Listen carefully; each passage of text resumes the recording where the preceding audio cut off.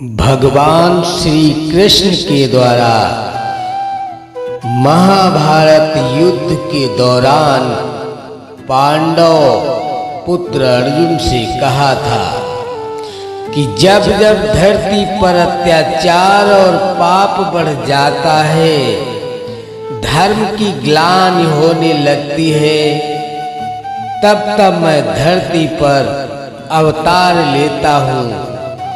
यदा यदा हि धर्मस्य ग्लानिर्भवति भारत अभ्युत्थानं धर्मस्य तदात्मानं सृजाम्यहं परित्राणाय साधूनां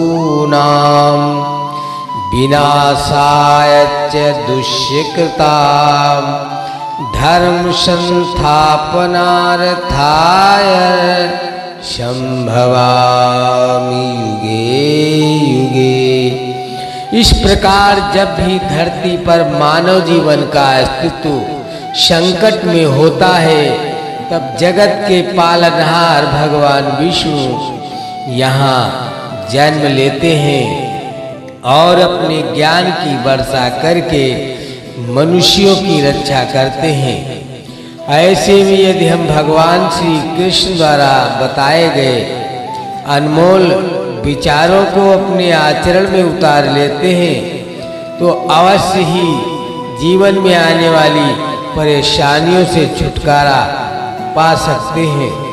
भगवान श्री कृष्ण के अनमोल विचार व्यक्ति को सदैव कर्म बिना किसी डर के करना चाहिए। जहाँ व्यक्ति को अमीर बनने के लिए एक एक क्षण संग्रहित करना पड़ता है, तो वही अमर होने के लिए उसे कण कण बांटना होता है। मनुष्य जीवन में खुशी का सबसे बड़ा रहस्य इच्छाओं का त्याग करना है। अशांत मन को नियंत्रित करना कठिन होता है, लेकिन उसे प्रयास करके शांत किया जा सकता है। जो व्यक्ति संदेह या शक करता है, वह तीनों लोकों में खुश नहीं रह सकता है। यदि किसी व्यक्ति के मन में किसी के प्रति विश्वास नहीं है, तो वहाँ प्रेम भी नहीं ठहर सकता है।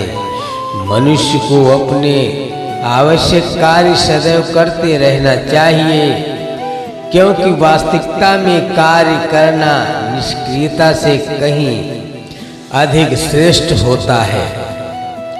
जो व्यक्ति बुद्धिमान है और समाज के लिए कार्य करना चाहता है, उसे बिना आसक्ति के कार्य को निष्पादित करना चाहिए। जो व्यक्ति अपने कर्मों में आनंद की अनुभूति प्राप्त कर लेता है, वह जीवन में पूर्णता की प्राप्ति कर लेता है। मनुष्य के अपने लोगों की परख कठिन परिस्थितियों में की जाती है। उसी दौरान उसे शांत होने के लिए ज्ञात होता है कि कौन उसका अपना है और कौन पराया। इस दुनिया में कोई भी व्यक्ति हमारा शत्रु और मित्र नहीं बनकर आता है, बल्कि हमारा व्यवहार ही यह निर्धारित करता है कि वह हमारा शत्रु होगा या मित्र।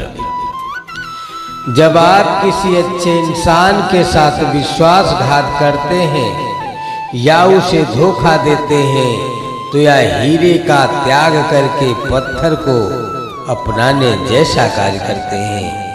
कोई काम यदि खुशी के लिए किया जाए, तो उसके करते हुए खुशी नहीं मिलती है, जबकि यदि आप कोई काम खुशी के साथ करते हैं, तो उसमें अवश्य प्रसन्नता मिलती है।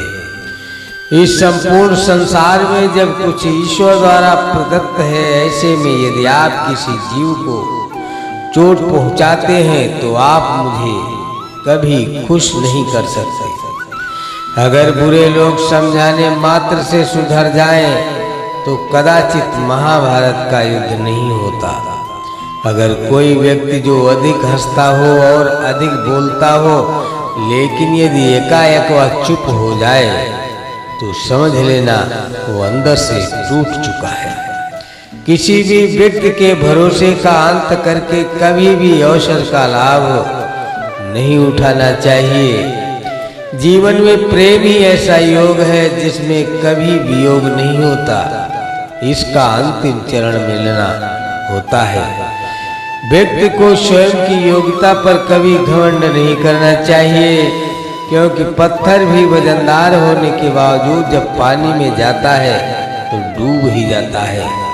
ईश्वर अगर किसी मनुष्य को उसके भाग्य से मिलवाने में काफी इंतजार करवाते हैं तो समझ लेना कि उस व्यक्ति को उससे अधिक मिलने वाला है जितना कि उसने ईश्वर से मांगा है। जीवन न भविष्य है और न भूतकाल, जीवन तो केवल इसी पल की कहानी है जो आप अभी जी रहे हो। आपके भाग्य में विधाता ने जो लिखा है उसे स्वयं में नहीं बदल सकता हूँ। अगर ऐसा होता तो मैं राधा से प्रेम करता था, लेकिन मुझे मीरा ने चाहा और मैंने रुक्मिणी से विवाह किया।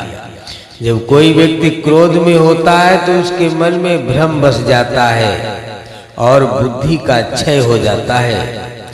अपने हिस्से की मेहनत किए बिना फल की प्राप्ति करने वाले लोग चोर कहलाते हैं।